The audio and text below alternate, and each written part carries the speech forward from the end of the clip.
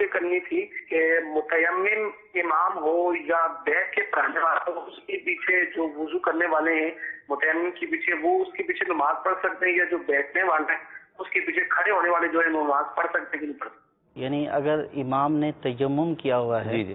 اور پیچھے ایسا شخص ہے کہ جس نے وضو کیا ہوا ہے، جی تو اب سوال یہ تھا کہ وضو والے شخص کی نماز تیمم والے شخص کے پیچھے ہو سکتی ہے؟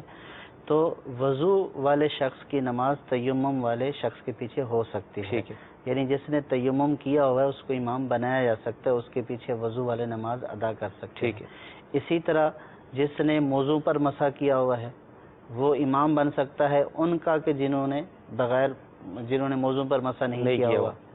اور اسی طرح جس نے جو ہے وہ پٹیوں پر مسح کیا ہوا ہے